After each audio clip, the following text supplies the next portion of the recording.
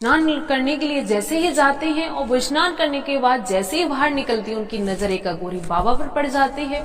और जैसे अघोरी बाबा को देखती हैं, उनके ललाट को देखती हैं, कि उनकी शरीर को देखती हैं, कहीं उनकी बोलचाल को देखती हैं, कहीं उनकी आंखों को देखती हैं। देखने के बाद वो रोने लगती हैं। जब वो तेज तेज से रोने लगती है तो रोते हुए उनके जब बेटा ने देखा और बोला, माँ आज से पहले आप कभी नहीं रोई, आज क्यों इतनी तेज से रो रही हो और क्या बात है। तो महिला अपने बेटे से कहती है, आप जो सामने साधु के रूप में देख रहे हो ये कोई और नहीं है, ये तुम्हारे पिताजी हैं। बेटे ने जैसे ये बात सुनी तो वो साधु के पास में जाते हैं और उनके कान में कहते हैं कि बाबूजी आप घर चलो, आप यहाँ पर क्यों हैं, परिवार वाले आपका इंतजार कर रहे हैं, आपको बहुत ज्यादा याद करते हैं, आप घर पे क्यों नहीं चलते हैं। जैसे ही बेटी की ये बात सुनी है तो बाबा ने कोई भी उत्तर नहीं दिया और मौन साधना में लीन हो जाते हैं। इसके बाद में स्थिति ये बनती है कि वहां पर काफी ज्यादा भीड़ इकट्ठी हो जाती है और जैसे इकट्ठी होती है तो सुनते हैं कि 27 साल के बाद पत्नी ने अपने पति के लिए साधु के भेष में अपने पति को ढूंढ लिया है। इस खबर को जैसे ही मीडिया वाले सुनते हैं तो वहां पर पहुंच जाते हैं, क्योंकि किसी के लिए चमत्कार से कम नहीं लगता है। क्योंकि ये घटनाएं तो हम लोग फिल्मों में सुनते हैं, कहानियों में सुनते हैं कि कोई 50 साल के बाद मिलता है, कोई 25 साल के बाद मिलता है। वैसी सेम ये घटना थी कि एक पत्नी के लिए 27 साल में कुंभ के मेले में साधु के भेष में पति मिले। इसलिए सब लोग वहां पर पहुंच जाते हैं। ये खबर बहुत ज्यादा वायरल होने लगती है। तो किस तरीके से ये पत्नी पति को मिलती है और ये कैसे बिछड़े थे, क्या काम करते थे, कैसे क्या रहते थे, आज इसी घटना को जानने की कोशिश करते हैं। सभी दर्शकों के लिए प्यार भरा नमस्कार। आज की जो सच्ची घटना हम सुनाने जा रहे हैं ये झारखंड प्रदेश के एक जिला लगता है धनबाद। धनबाद जिले की ही एक जगह है धूली टाउन। धूली टाउन के पास एक छोटा सा गांव है जिसका नाम है श्यामनगर।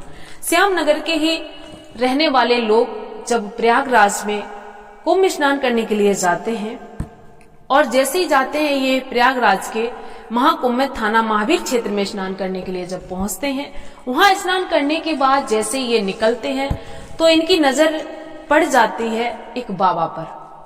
जैसे ही बाबा पर नजर पड़ती है तो गांव के लोग कहते हैं कि इत्तेफाक से ये बाबा जी जो हैं हर के गांव के जो गंगा सागर यादव है उन्हीं की तरह लगते हैं, हो ना हो ये गंगा सागर यादव ही। इसके बारे में जब चर्चाएं जोर शोर से होने लगती है, सब लोग चर्चा करने लगते हैं, बाबा से बातचीत भी करते हैं, तो लोगों को लगता है कि हो ना हो ये गंगा सागर यादव ही है। किसी ने छुप करके उनकी वीडियो बनाई। वीडियो बनाने के बाद जो उनके गांव के एक काफी एजिएट लोग होते हैं, बुजुर्ग होते हैं, जिनका नाम होता है मुरली यादव, उनके लिए वो वीडियो भेज दिया जाता है और पूछा जाता है कि आपको ये कौन लग रहे हैं, आपके लिए ये गंगा सागर यादव लग रहे हैं। वो भी बताते कि हाँ ये गंगा सागर यादव ही लग रहे हैं। बताया जाता है कि ये जो गंगा सागर यादव थे ये श्यामनगर के ही रहने वाले थे। जैसे मुरली यादव को भेजा जाता है वो पहचान जाती है गंगा सागर यादव है।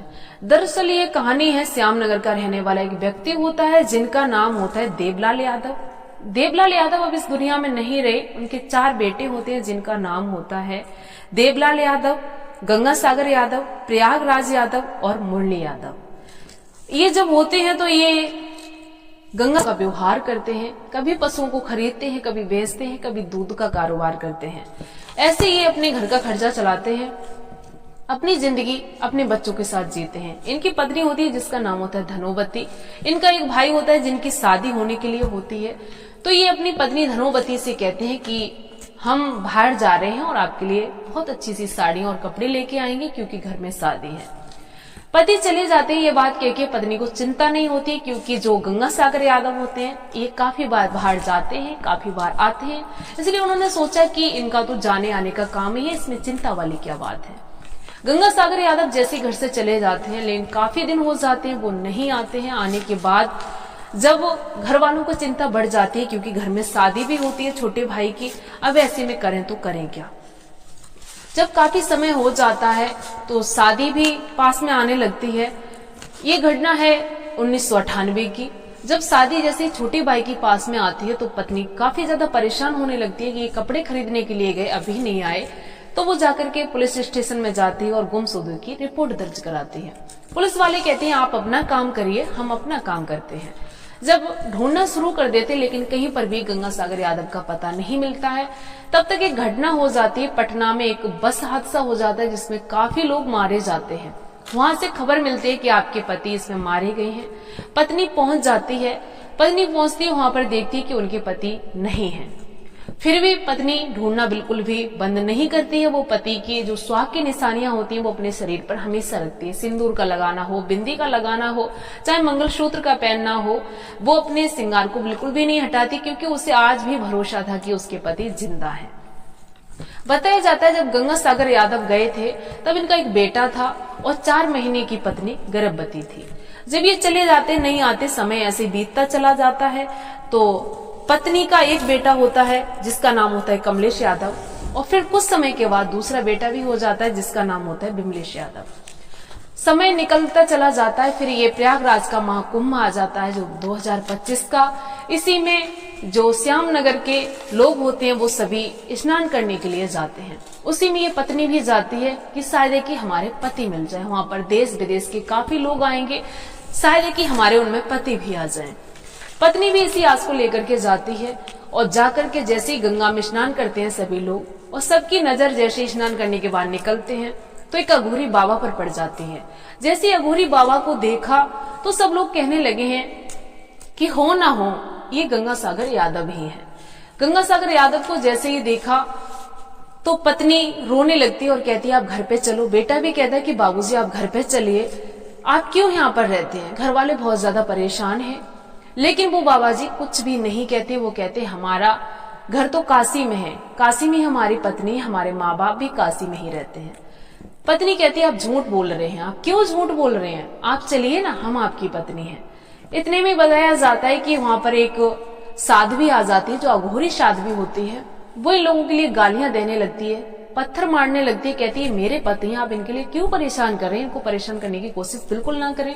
मामला इतना ज्यादा बढ़ जाता है कि सोशल मीडिया पर वायरल होने लगता है और वहां पर पुलिस पहुंच जाती है। जैसे पुलिस प्रशासन पहुंचता है तो वो पत्नी कहती है कि ये हमारे पति हैं, आप मेरी बात सुनिए।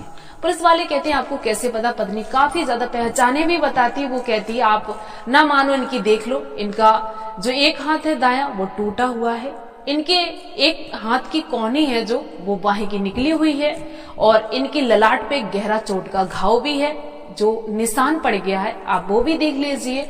और इनके जो आगे के दांत हैं वो 2 बड़े हैं। ये हमने जो भी आपके लिए निशानियां बताई इनके अंदर सभी हैं वो, और ना मानो आप जांच करके देखो।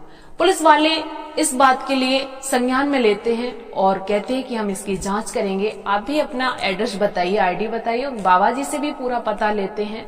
लेकिन पुलिस वाले अपनी जांच करते हैं, लेकिन पत्नी फिर भी गिड़गिड़ाती कि आप घर पे क्यों नहीं चलते हैं। बेटा कहता है अगर आपको लगता है कि आपकी फैमिली काशी में है तो चलिए हम आपके साथ चलते हैं, और काशी में हमें दिखाइए जहां पर आप रहते हैं, आपकी फैमिली है, आपकी पत्नी है, आपके बच्चे हैं, आपके माँ बाप हैं, आप मुझे केवल दिखा दीजिए चल के। जैसे हम आपके परिवार को देखेंगे हम आपसे कुछ नहीं कहेंगे, हम वापस आ जाएंगे। वो बाबा जी इस बात पर बिल्कुल भी जवाब नहीं देते हैं। अब इस पे जवाब क्यों नहीं देते हैं, क्यों चुप्पी साधे रहते हैं, इसके पीछे भी कोई ना कोई तो वजह होगी, और वो क्यों नहीं सच्चाई लोगों को बताते हैं, अब इसके बारे में तो जांच के बाद ही पता चलेगा।